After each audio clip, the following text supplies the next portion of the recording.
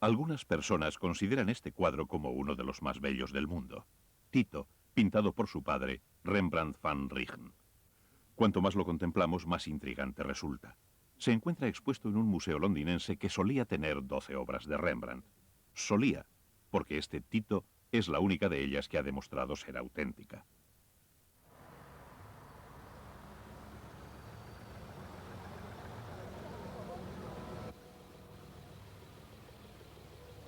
Los otros 11 siguen allí, pero han sido marcados con la inscripción "No es de Rembrandt". Los 5 últimos fueron dados de baja en 1987.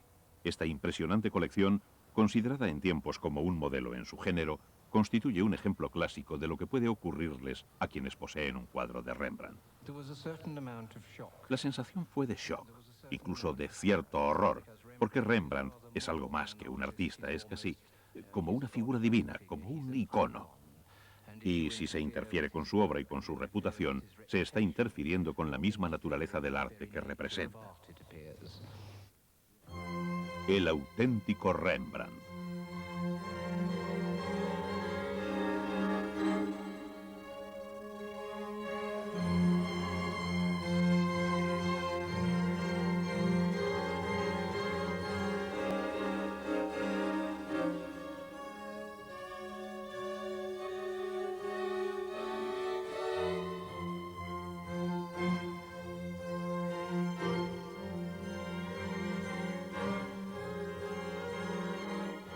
Poco podía sospecharse que Rembrandt, en otro tiempo inviolable, habría de convertirse en motivo de controversia pública.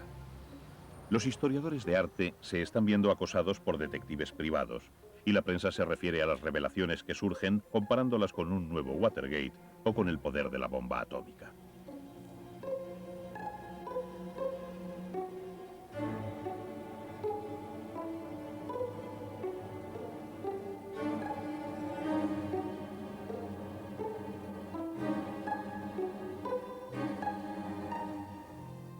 Cuando el hoy mundialmente célebre Hombre del Casco de Oro fue adquirido en Berlín en 1897, un crítico de arte alabó su impresionante maestría técnica. Hoy sabemos que el lienzo no es de Rembrandt gracias a las investigaciones realizadas en Nueva York, Berlín, Londres y Ámsterdam. ¿Qué es real y qué no lo es? El tema no es nuevo. La Haya, 8 de abril de 1647. Se realiza una corrección en la página 24 de una lista de obras en subasta pública. La palabra principal, que indicaba que se trataba de un Rembrandt auténtico, ha sido sustituida por posterior a Rembrandt. Vemos pues que incluso entonces hubo expertos que se confundieron o que fueron confundidos. Intentemos evitar los errores y el fraude. Intentemos acercarnos lo más posible al auténtico Rembrandt. ¿Qué tienen de especial estos cuadros tan solemnemente admirados, a menudo por los turistas, en todos los templos internacionales del arte? Nachtwacht is een groepsportret. Een groepsportret van schutters. Een schutter, en het zit eigenlijk al in het woord, beschutter, moet een stad beschermen. En ik moet u vertellen, een compagnie bestaat ongeveer uit 200 mensen. Y en esa procesión se hallaba este hombre, Friedrich Riegel, un célebre comerciante. Und es ist einer der berühmtesten Prediger seiner Zeit. Dit schilderij is gecomponeerd door middel van licht en donker. Tenemos aquí un cuadro que resulta similar a la célebre Ronda de Noche de Ámsterdam. Es una escena nocturna. Este cuadro proporciona a Rembrandt una espléndida oportunidad para medirse con las obras maestras en las que grandes artistas representan a importantes personajes.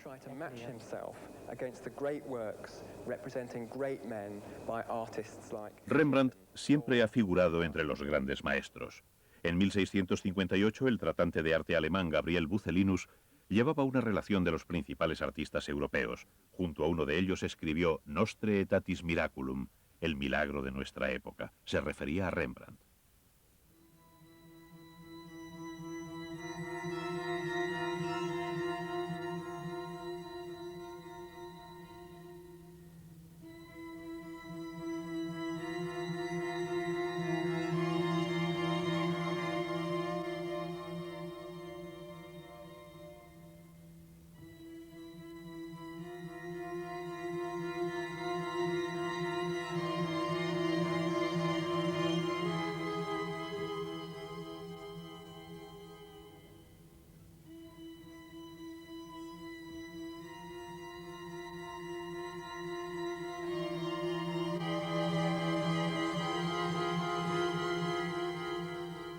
Los contemporáneos de Rembrandt debían de sentirse sobrecogidos por su franqueza, por su incomparable intensidad. Su obra adquiere frente al espectador una lógica atractiva y emocionante que ha sabido expresar mediante la pintura con una habilidad asombrosa. Rembrandt mostraba ya una gran intensidad emotiva en sus primeros años.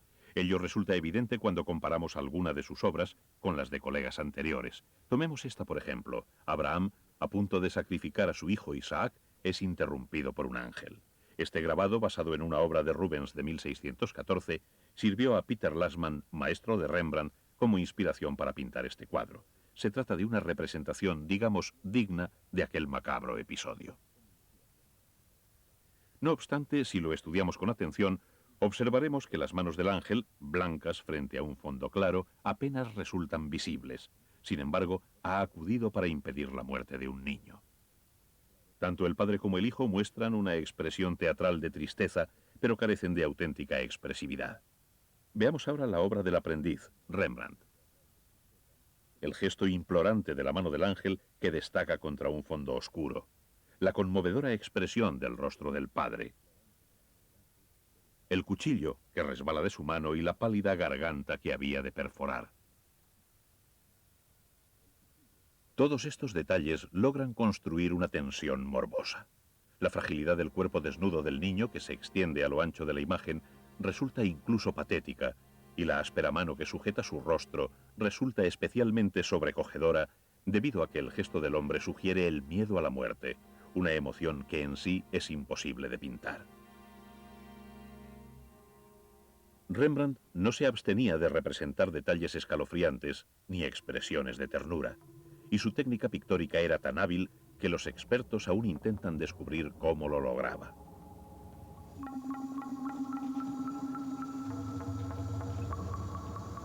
Aquí vemos cómo pequeñas partículas de pintura de Rembrandt están siendo analizadas por cromatografía gaseosa en los laboratorios centrales de Ámsterdam. Estas investigaciones son necesarias para poder realizar trabajos de restauración. Los investigadores descubren cada vez más datos acerca de cómo Rembrandt utilizaba la pintura y los agentes de unión. Resulta verdaderamente fascinante. Y continúa la búsqueda. Se ha avanzado mucho a la hora de fechar la madera. Los paneles destinados a ser pintados procedían de troncos de árboles cortados a lo largo. En los costados de los paneles puede distinguirse la sección de los anillos anuales. De este modo, se cuentan los anillos y se introduce la información en un ordenador, el cual se encarga de calcular cuándo fue cortado el árbol. A partir de ahí, puede llegarse a toda clase de conclusiones. Rembrandt no proporcionaba a sus paneles ningún tratamiento especial. Solía comprar varios a la vez en los tamaños habituales. Esta Minerva se pintó sobre una madera procedente del mismo árbol que dio soporte al retrato de este hombre. Por lo tanto, ambas piezas debieron al menos pasar por su estudio.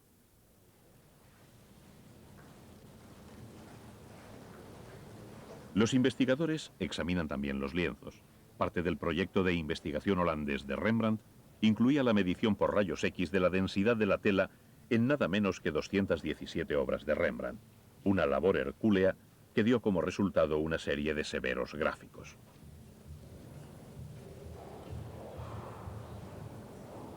Gracias a todas las cifras reunidas, sabemos hoy que Rembrandt no utilizaba rollos de lienzo, sino que compraba los lienzos en pequeños grupos. Si dos lienzos parecen proceder del mismo rollo, ello significa que el artista debió de adquirirlos al mismo tiempo.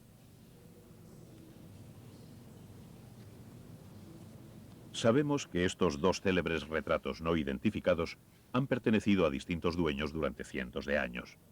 Aquí aparecen expuestos el uno junto al otro debido a que fueron pintados en lienzos procedentes del mismo rollo. Debían de ser marido y mujer.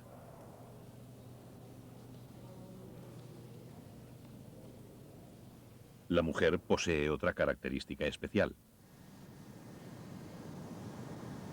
Hoy en día, los cuadros pueden tornarse ligeramente radioactivos mediante el empleo de neutrones.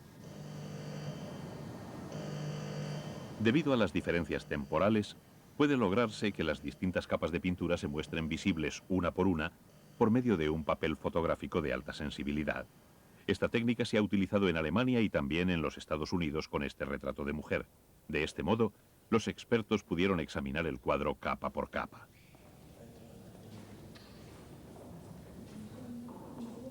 Con ello, se demostró que Rembrandt realizaba modificaciones en sus lienzos a medida que avanzaba. En el cuadro terminado vemos a la izquierda que la mujer está sentada sobre una silla dotada de un brazo de madera. A la derecha, su mano descansa sobre un tapete. Aquí, la autorradiografía de neutrones muestra que inicialmente no había tapete. Así pues, Rembrandt introdujo mejoras hasta el último momento. Sin embargo, los expertos han descubierto mucho más que eso. En Ámsterdam se ha reconstruido la preparación de los lienzos hasta el último detalle. Sabemos que los lienzos se tensaban con cuerdas sobre el bastidor de madera, tras lo cual se les aplicaba una sustancia pegajosa. El proceso se ha reconstruido en nuestros días. En primer lugar, se extiende una gruesa capa de ocre rojo vulgar con objeto de proporcionar dureza e impermeabilidad al lienzo. A continuación se aplicaba una segunda capa de plomo blanco con un poco de pigmento negro para proporcionarle suavidad y reducir su absorbencia del óleo. Los paneles de madera se preparaban de modo similar. Se aplicaba una mezcla de tiza y pegamento a la madera previamente lijada para rellenar sus grietas. Sobre eso se aplicaba una segunda mezcla oleosa de color amarillento. En el diagrama podemos ver la capa de tiza y el relleno amarillento que servía de base para el esbozo preliminar del cuadro. La técnica de Rembrandt consistía en pisar la silueta del esbozo. Si por ejemplo quería pintar un objeto rojo frente a un fondo verde, pintaba en primer lugar la capa de este color sobre la silueta del objeto y a continuación añadía el objeto rojo siguiendo cuidadosamente la línea de la silueta. Cuando quería destacar ornamentos tales como botones o joyas, depositaba gruesas pinceladas de pintura sobre las que añadía una línea delgada, blanca y brillante. En realidad, el diagrama no nos dice mucho. Después de todo, su secreto comenzaba ya desde el esbozo, desde el estudio preliminar.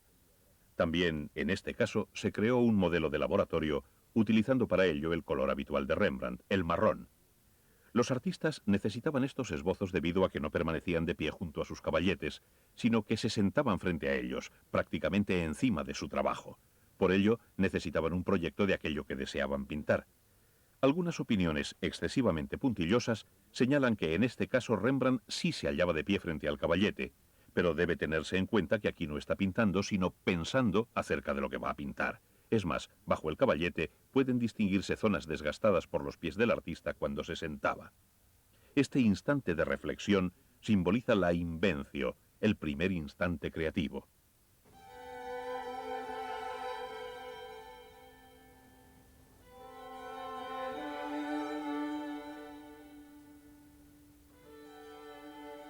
Rembrandt creaba la base de sus pinturas reuniendo todo aquello que había imaginado y visto a lo largo de su vida, así como cientos de fragmentos de detalle compositivo.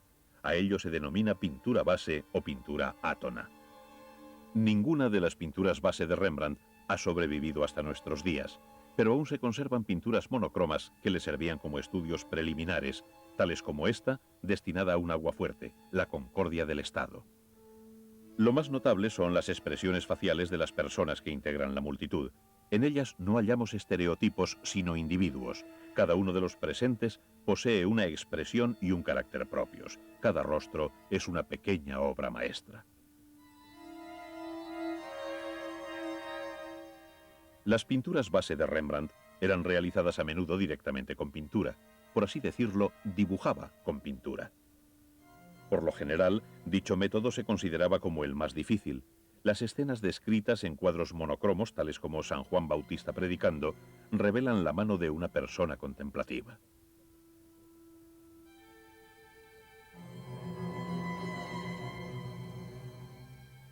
La mayor parte de las pinturas base de Rembrandt eran creadas con una mayor libertad.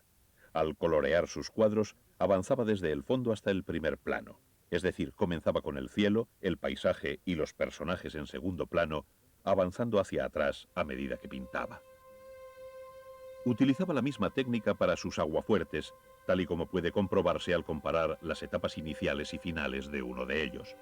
Cuando el fondo ya estaba terminado, aún debía comenzar a trabajar sobre los primeros planos.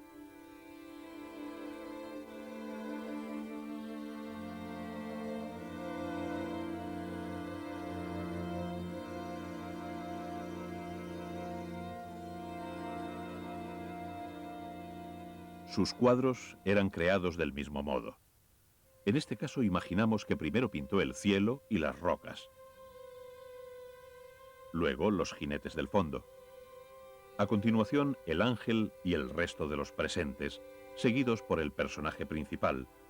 Y por fin la figura en primer plano, la burra, pintada siguiendo los trazos temporalmente cubiertos por la túnica del ángel.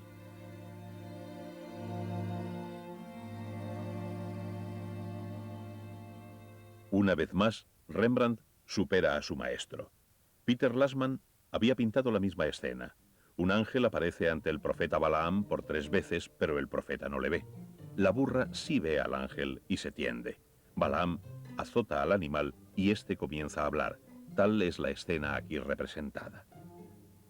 En el cuadro de Lasman, el brazo de Balaam se encuentra extendido horizontalmente frente a él. Desde ese punto el brazo tan solo puede golpear en dirección descendente, como si cerrara una ventana. No es precisamente un gesto muy potente. Y los ojos de Balaam se encuentran enfocados sobre la cabeza de la burra a pesar de que ésta acaba de dirigirle la palabra. Rembrandt se muestra mucho más directo. La mano que golpea a la bestia se encuentra alzada en ángulo. El antebrazo aparece en posición elevada. Desde esta posición, el palo puede golpear con fuerza. Rembrandt poseía un excelente sentido del lenguaje corporal. Además, el jinete y su montura se miran directamente a los ojos. Se trata de una pintura siempre repleta de detalles que convencen inmediatamente al observador. Al contemplarlos, y gracias a los experimentos realizados en el laboratorio sobre la pintura y las capas, claro está, podemos acercarnos más y más al auténtico Rembrandt. La Ronda de Noche, un cuadro mundialmente famoso, también fue pintado empezando desde el fondo. Antes de pintar los personajes que aparecen a medio plano, Rembrandt consultó un manual militar del ejército estatal ilustrado por Jacob de Caen. El manual muestra cómo debe depositarse la pólvora en el pistón. Rembrandt imprimió al personaje un giro de 90 grados. El libro muestra asimismo cómo debía dispararse el mosquete, operación que también podemos ver en el centro de la Ronda de Noche. Al igual que el vaciado de la cámara de pólvora después de realizar un disparo. Los personajes principales aparecen en primer plano. El teniente Ruitenburg, ataviado con su uniforme dorado, y el jefe de la patrulla, el capitán Franz Banning Koch. Nótese la perspectiva de la composición. El capitán aparece, por supuesto, en primer plano y le vemos realizando un gesto. El artista pintó la casaca de Ruitenburg en primer lugar.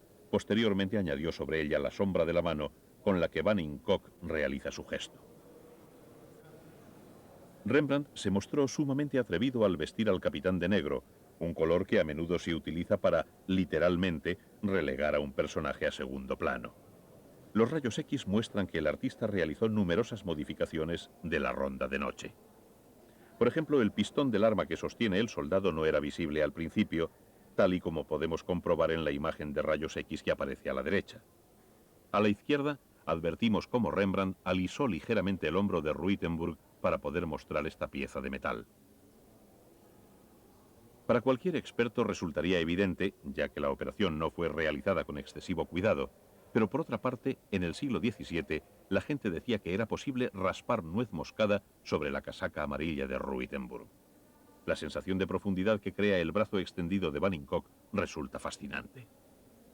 Se trata de un efecto similar al que crea la lanza de Ruitenburg.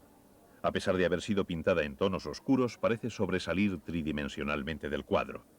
Los rayos X muestran que Rembrandt realizó 3 versiones antes de dar con la solución óptima. Nótese el exquisito y sutil rayo de luz dorada que aparece tras la hoja de la lanza. Su presencia proporciona un efecto tridimensional de absoluta solidez.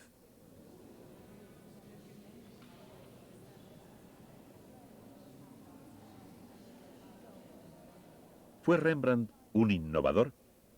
No en lo que respecta a sus materiales, ni tampoco puede decirse que rompiera drásticamente con la tradición. Por el contrario, se trataba de un entendido en pintura y era un fanático coleccionista de obras de otros maestros. Rembrandt se gastó una fortuna en grabados y dibujos de Miguel Ángel, Tiziano, Rafael, Holbein y Rubens, por citar tan solo a unos pocos.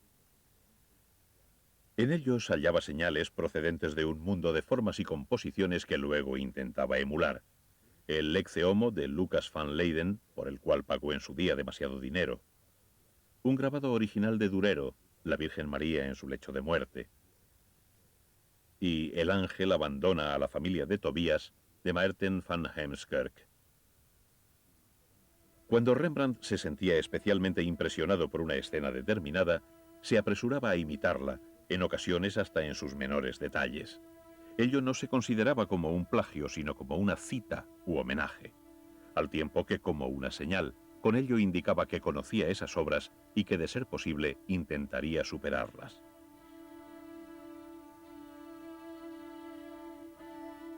Rembrandt admiraba el iracundo gesto de Jesucristo en el Cristo expulsando a los mercaderes del templo de Durero. Lo consideraba único, por lo que lo incorporó a una composición aún más potente en la que los publicanos huyen presa del pánico.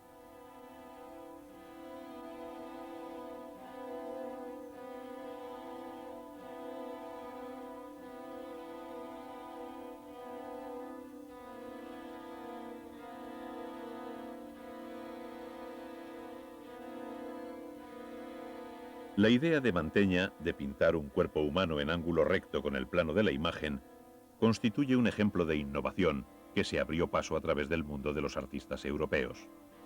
Volvemos a encontrarlo en Adonis de Goltzius y más tarde en la lección de anatomía del Dr. Deiman del propio Rembrandt. Aunque en numerosos aspectos Rembrandt no era un artista original, lo cierto es que se le consideraba moderno en sus primeros años. Para comprenderlo basta contemplar el modo en que se representaba el rostro humano antes de su época. Durante siglos, los rostros habían sido dibujados con trazos inequívocos. A partir del siglo XV, los rostros se tornaron más plásticos, se les añadieron sombras, colores y luz. Sin embargo, sus contemporáneos debieron de quedarse atónitos al contemplar cómo lo hacía Rembrandt, tal y como podemos ver en este retrato que hoy se conserva en Kassel. La luz entra por detrás y los ojos aparecen en sombra. La sorpresa llegó a principios de este siglo, cuando los expertos descubrieron que este cuadro no era en absoluto obra de Rembrandt. En 1959 el cuadro original salió a la luz en una subasta londinense. La obra se encuentra hoy expuesta en el Rijksmuseum. Resulta fascinante la comparación entre este refinado retrato y el anterior, que ahora se nos antoja bien distinto. En primer lugar, el efecto tridimensional resulta mucho más eficaz en el original que vemos a la izquierda que en el rostro que aparece a la derecha. Este rostro muestra incluso un aspecto algo hinchado y está demasiado próximo al marco. Luego está el pelo. A la izquierda vemos una interminable variación de delgadas líneas que dan vida a una masa de cabellos enmarañados. La copia de la derecha no muestra sino una serie de rizos monótonos que se curvan a izquierda. Ya no vemos cabellos, sino simples arañazos. La copia de la derecha posee innecesarias zonas de luz sobre la nariz y el cuello y muestra una complexión cenicienta. A la izquierda observamos una delicada y cuidadosamente aplicada estructura de nariz y mejilla. La copia muestra algunos puntos de la mejilla realizados de modo descuidado y diversas sombras débiles y planas. En la mejilla de la izquierda, la anatomía de los músculos faciales posee una gran autenticidad. La luz posterior se refleja en la mejilla de un modo sutil. A la derecha, sin embargo, esto no resulta visible. Sin embargo, las diferencias resultan aún más evidentes cuando observamos el fondo de ambas pinturas a través de los rayos X. En el original de la izquierda, la pintura del fondo continúa bajo los cabellos, lo cual es lógico, dado que el fondo fue pintado en primer lugar. La silueta del cabello había de ser determinada aún. Los rayos X de la copia de la derecha muestran que el fondo se interrumpe exactamente donde comienza la imagen del cabello. Ello significa que el pintor sabía de antemano cómo había de crecer el cabello. Después de todo, contaba con el original.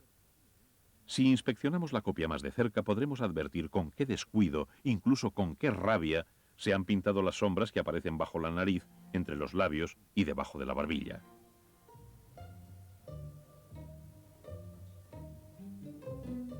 Una vez más, los rayos X muestran que el fondo no continúa bajo los límites del cuello, sino que las pinceladas se detienen exactamente al llegar a él. Así es como se realizan las copias. Pero la pregunta que sigue en pie es, ¿quién realizaría semejante copia?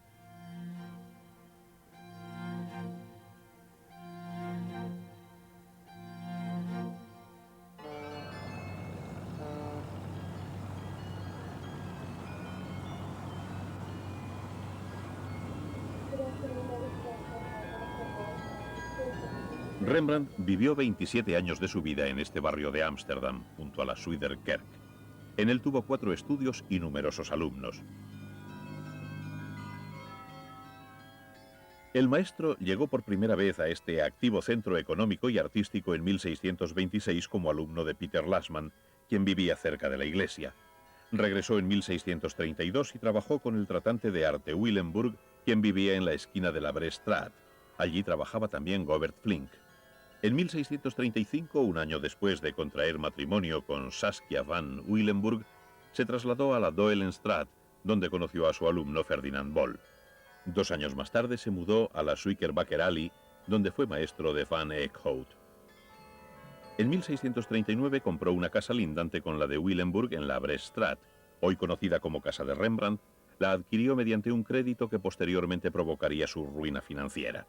Fue aquí, bajo un porche del jardín, donde pintó la Ronda de Noche. Entre los alumnos que acudían a esta casa se incluían Karel Fabricius y Samuel van Hoogstraten. Al arruinarse, Rembrandt se trasladó al Rozengracht, situado en el costado oeste del anillo de canales, que se había convertido en el nuevo centro comercial de Ámsterdam y que se hallaba dominado por la Westerkerk, donde más tarde sería enterrado. Siempre tuvo alumnos, oficiales y asociados, tanto amateurs como profesionales, especialmente durante sus primeros años como artista. En total, 54 como mínimo. Su presencia ha quedado documentada por los numerosos modelos inmortalizados por el propio Rembrandt y por sus alumnos.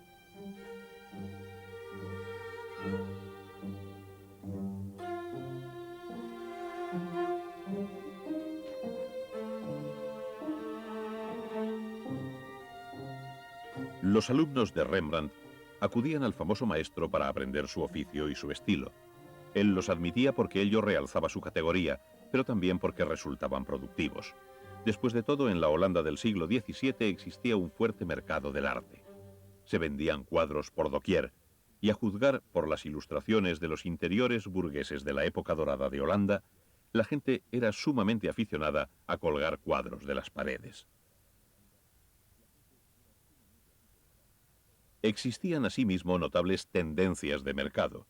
Uno de los temas más populares era Flora, la diosa romana de la fertilidad que había pintado Tiziano. Así pues, Rembrandt, hombre de negocios al fin y al cabo, también pintó a Flora, escogiendo a las protagonistas entre sus seres queridos. Saskia, en 1634, el año de su boda, y en 1635, y Hendrik Christoffels unos 12 años después. Pero Rembrandt también instruía a sus alumnos en las artes comerciales. Este Juderville fue pintado en la década de 1630. Se trata de una Flora, pero resulta evidente que no fue pintada por Rembrandt, quien, a pesar de todo, no se mostraba contrario a cobrar personalmente las obras de sus pupilos. En Berlín se conserva un documento escrito por Rembrandt. En él se detalla una transacción sobre la parte posterior de un dibujo. Dice, Lendertz, refiriéndose a Lendert van Beyeren, la Flora de Lendert vendida por 5 florines. Una prueba única de que Rembrandt vendía las obras de sus alumnos. Compraventa, comercio. ¿Acaso resulta sorprendente que Rembrandt procurara aprovechar su éxito en medio de la boyante economía de la República de Holanda? Conocemos 110 retratos realizados por el maestro, todos los cuales se vendieron por respetables cantidades de dinero. Eran encargados por acaudalados ciudadanos holandeses y desde entonces han viajado a todas las partes del mundo.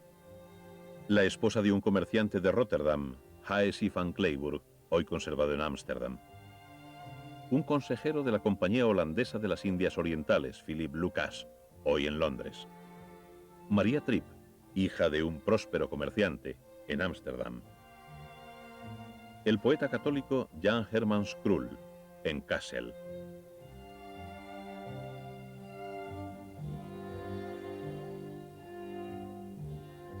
Y numerosos retratos sin identificar. En Cincinnati, en Nueva York, es posible hallarlos en museos de todo el mundo. Aparte de las personas que pintaba el propio Rembrandt, tales como Nicolaas van Bambeck, quien posteriormente firmaba los retratos, algunos eran pintados por alguno de los asociados de Rembrandt. Aparentemente este hombre, el diplomático Koopal, no mostró inconveniente. Después de todo, el maestro se hallaba presente cuando se realizó. Curiosamente, sin embargo, el retrato aparece firmado por Rembrandt. Es un buen retrato y procedía de su estudio, por lo que cabe presumir que su firma constituía un sello de aprobación, la marca del estudio. No solo se creó esa obra en el estudio de Rembrandt, esta también. No la pintó él, pero lleva su firma. No solo esta salió de su estudio, sino también esta. No fue pintada por Rembrandt, pero sí firmada por él. No solo esta obra, sino también esta otra, ambas firmadas por el maestro. Parece pues que Rembrandt debía de ser un buen maestro, o mejor dicho, un buen administrador en lo que se refiere al control de calidad.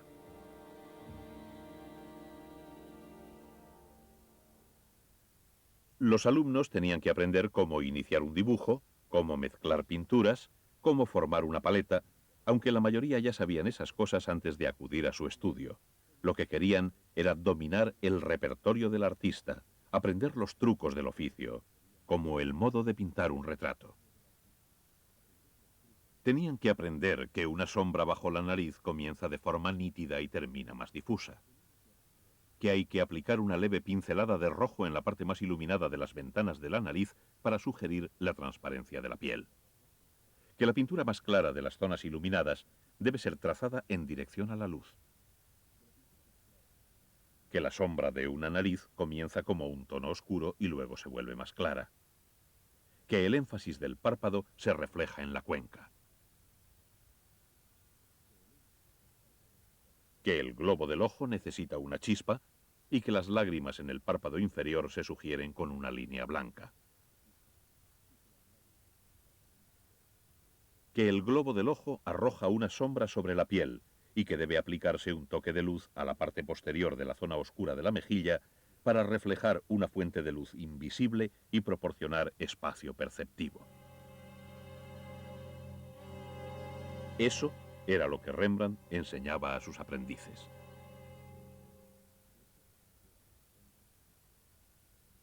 Resulta evidente que todos intentaban hacer lo posible por igualar al maestro en todo. A la derecha, Rembrandt, junto a él, uno de sus alumnos. No obstante, un estudio detenido revela la mano de este último. Un retrato de mujer por Isaac Jourdeville. Bastante bueno a primera vista, si bien un entendido podría sentirse molesto por el hecho de que la dama no lleve tocado. Observemos ahora otro Jourdeville, en esta ocasión el retrato de un hombre. Su similitud con el primer retrato puede llegar a causar cierta irritación. Y un tercero. En todos ellos distinguimos la nítida sombra de la nariz, los gruesos labios inferiores, la iluminación estereotipada y especialmente esa mirada vacua como si se tratara de retratos de muñecos. Los alumnos tienden a repetir ciertas características por las que podemos distinguir que son distintos de Rembrandt y, desafortunadamente para ellos, peores que Rembrandt. ¿Acaso este artista se detuvo a pensar qué clase de frente produciría una sombra semejante?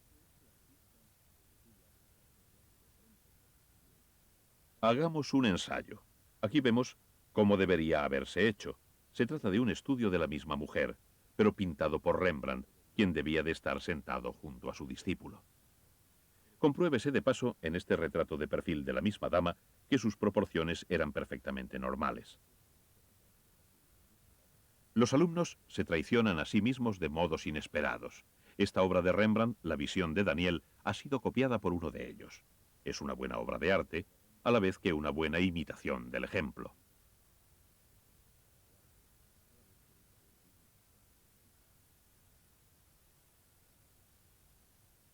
Pero en la Biblia, Daniel dice: frente a mí había una persona que parecía un hombre. Rembrandt, bien versado en las escrituras, hubiera ciertamente pintado un hombre y no la criatura angelical que aquí vemos. La obra a la que nos referíamos anteriormente, El sacrificio de Abraham, fue posteriormente corregida por el maestro en uno de sus dibujos. En lugar de acudir por un costado, el ángel aparece por detrás, lo que aumenta el efecto de la sorpresa. Posteriormente se pintó un óleo basado en este dibujo, un óleo de gran calidad, dicho sea de paso. Sobre él aparece escrito Rembrandt, modificado y repintado. No queda claro si fue realizado por el propio Rembrandt o por su alumno Ferdinand Bol. En uno de sus discípulos observamos un estilo muy característico. Se trata del primero que tuvo, Gerard Dow. El artista enseñó a aquel aprendiz cómo dominar la buena pintura. Dow perfeccionó su estilo a lo largo de su vida, tal y como podemos ver en los diversos retratos que hizo de la madre del artista. Era su única especialización. Y permaneció fiel al mismo después de que su maestro y colega Rembrandt se adaptara a otro completamente distinto.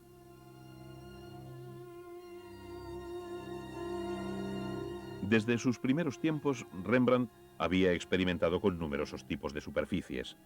Durante una época prefirió pintar sobre superficies suaves y lisas, si bien también lo intentó con algunas más ásperas. Siempre buscaba la mayor expresividad posible para su pintura. Incluso cuando el mercado comenzó a exigir pinturas suaves y uniformes, él prefirió mantener aquel estilo único, casi escultórico.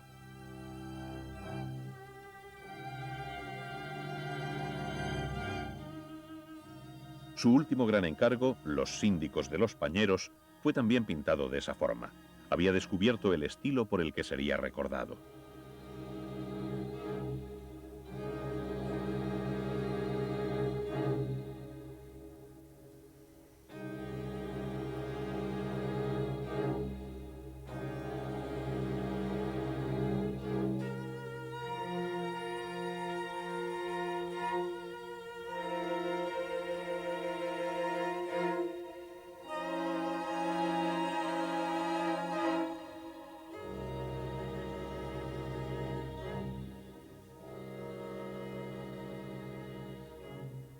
La poderosa influencia de Rembrandt hizo difícil que otros pintores como Govert Flinck y Ferdinand Bol desarrollaran un estilo propio.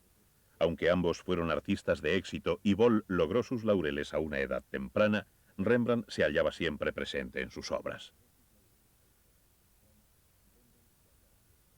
Rembrandt siempre se las ingeniaba para sorprender a sus colegas, incluso en géneros en los que no estaba especializado, como es el caso del paisaje. Al mismo tiempo que Govert Flinck se apresuraba a imitar las copas de los árboles iluminadas por el sol, numerosos artistas, tanto de su estudio como ajenos al mismo, siguieron pintando al modo rembrandtiano durante algún tiempo. Así lograron descubrir la luz del día, los rostros y retratos tan típicamente rembrandtianos, este es de Govert Flinck. Los viejos pesando el oro, este es de Philips Koning. Los intentos por reunir la esencia de las texturas de un modo casi obsesivo, las combinaciones de la suave piel humana con metales tales como el bronce, el cobre y el hierro. Este es de Willem Drost. Los retratos de un parecido asombroso. Esta obra pertenece a uno de sus mejores alumnos, el único hombre que acaso podría haber llegado a hacerle sombra, pero que desgraciadamente murió en una explosión en Delft, Karel Fabricius.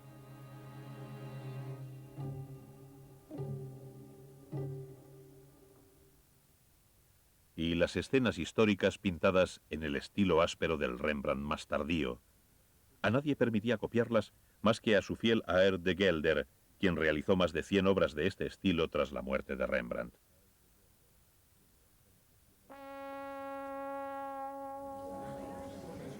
Esta inmensa producción fue a parar al elegante mundo de los amantes del arte, los tratantes y los críticos. y las obras de Rembrandt sufrieron severas críticas. Pero las cosas cambiaron en el siglo XIX. Los ciudadanos de Europa comenzaron a redescubrir a Rembrandt, un genio tenaz al que poco le habían importado la categoría o la clase, el ideal romántico. Holanda se convierte en reino y llega la época dorada del nacionalismo. Orange y la patria se convierten en palabras de moda y el país se lanza a la búsqueda de héroes nacionales. Súbitamente la gente recuerda a Rembrandt, orgulloso, holandés, cristiano y denostado. Una situación que hay que arreglar. Ni que decir tiene que hay que dedicarle una estatua, al igual que hicieron los belgas con Rubens.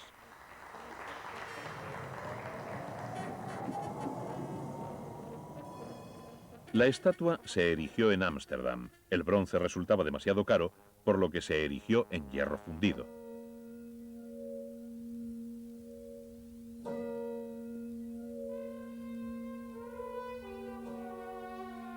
Sin embargo, la veneración de sus admiradores no se dio por satisfecha con eso.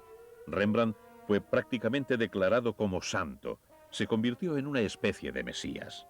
Sus obras principales ya no eran simplemente exhibidas en el Mauritshuis de La Haya y el Rijksmuseum de Ámsterdam, sino que formaban parte del orgullo nacional. La admiración se había convertido en obsesión. Y no solo en Holanda, sino también en el extranjero. Continuamente aparecían nuevos libros y ensayos. No es de extrañar que la demanda de obras de Rembrandt se disparara, al igual que las existencias. Aparecían nuevos cuadros de debajo de las piedras, tanto auténticos como falsos. El precio era lo de menos siempre y cuando resultara humano, y los cuadros estuvieran firmados, preferiblemente en marrón, claro está.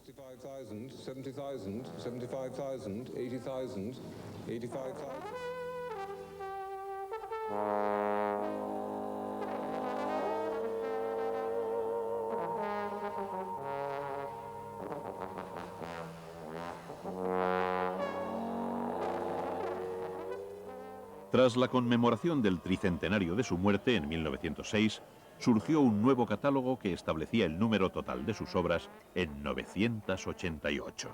Las cosas realmente habían ido demasiado lejos. La gente comenzó a exigir una limpieza definitiva, pero hubo que esperar a que en 1968 se lanzara en Holanda el proyecto de investigación de Rembrandt. Hoy, 20 años más tarde, 5 de los expertos que integraban el grupo original trabajan aún en el proyecto: Haak, Van der Wettering, Levy, Bruin y Van Til. Todos ellos han visto y analizado cientos de obras de Rembrandt en todo el mundo. Su labor de grupo sorprendió en su día al mundo del arte, pero hoy gozan de un profundo respeto a pesar de las inevitables críticas que han despertado. Su actividad no se limita a celebrar reuniones. La mayor parte de la información utilizada para la elaboración de este programa ha sido suministrada por el proyecto de investigación Rembrandt, en el que actualmente intervienen eruditos de todo el mundo. Todos ellos subrayan que el resultado de sus esfuerzos no debe contemplarse como el Evangelio, aun a pesar del hecho de que su publicación final posea efectivamente ese aspecto. Su modo de descatalogar las obras ha cobrado ya fama mundial. La iluminación del lienzo titulado El Noble Eslavo, hoy conservado en el Rijksmuseum, es típica de Rembrandt, especialmente en lo que se refiere al turbante, al igual que lo es el modo en que aparecen representados los ropajes, los ornamentos y el fondo. No obstante, la creación del espacio perceptivo muestra defectos y el ojo tan solo posee 2 tonalidades de marrón. Rembrandt utilizaba distintos tonos para sugerir la curvatura del párpado. El destello en forma de luna del ojo izquierdo no resulta convincente. No llega a distinguirse el tejido de la ropa. Los atavíos no visten el cuerpo, sino que han sido pintados a su alrededor. Los colores son lóbregos y las combinaciones cromáticas no son las habituales en Rembrandt. La firma, demasiado elegante para ser auténtica.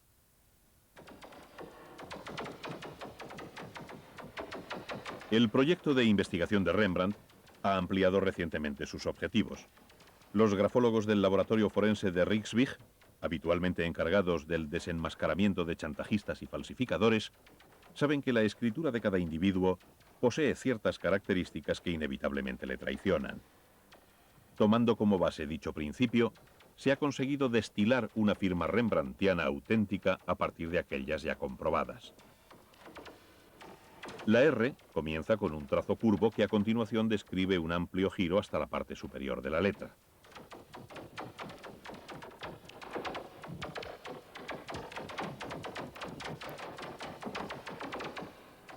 La E muestra un pequeño rizo en su parte superior y se conecta con la R en la parte inferior. Los trazos descendentes de la M se inclinan ligeramente hacia la izquierda. Y lo mismo puede decirse de la R y de los dos trazos que componen la N.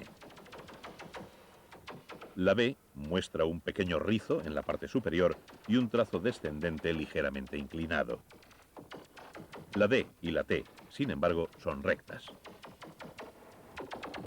A partir de estos datos, los grafólogos comenzaron a establecer comparaciones.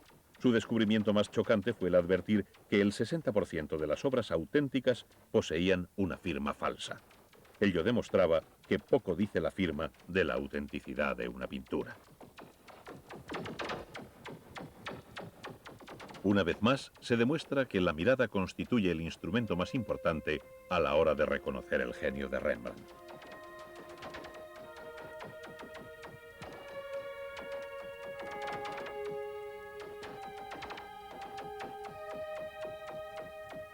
Cuanto más contemplamos sus obras, más enigmas se abren ante nosotros. En algunos cuadros resulta inexplicable cómo pudo aplicarse la pintura al cuadro sin que goteara. Una vez más, nos preguntamos si el maestro no incluiría una sustancia coaligante secreta en la composición de sus pinturas. Nieve, serrín, orina, miga de pan, arena. En aquella época se utilizaban todo tipo de sustancias para tratar el óleo o para secar y espesar la pintura. En Geleen, la compañía química holandesa DSM, ha sido encargada de analizar muestras de la pintura de Rembrandt para determinar el origen de su composición. Sus técnicos estudian el mecanismo de secado analizando una capa superficial no mayor de la millonésima parte de una cabeza de alfiler. Examinan secciones de fragmentos de pintura bajo un microscopio electrónico capaz de identificar visualmente elementos tales como el cobalto o la sílice.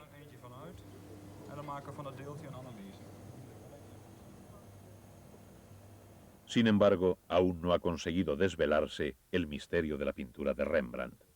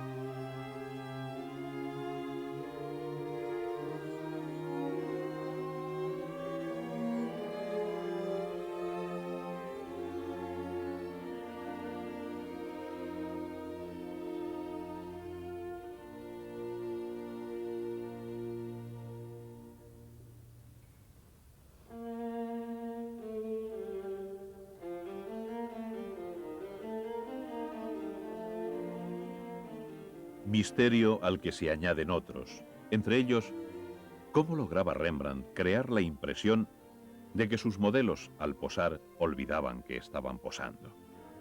Su actitud es la de estar simplemente ahí, vacilantes, habiendo olvidado el paso del tiempo. El marco que rodea el cuadro parece haber dejado de existir. Vemos gente que podríamos encontrarnos en cualquier lugar.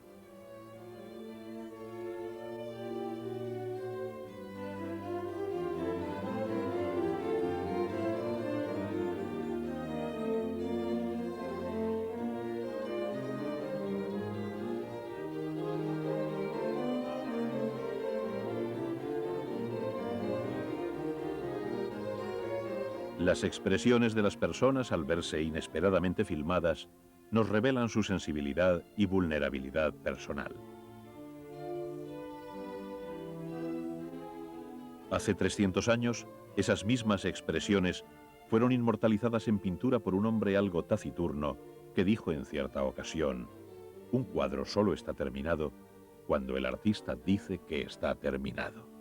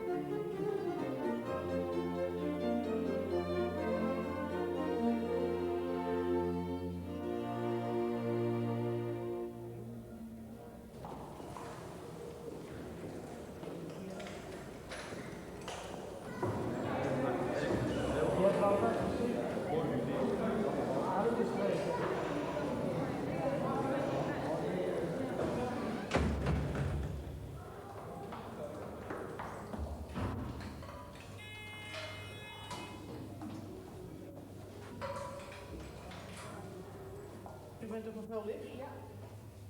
Is dit bekend bij de intendant? Ja.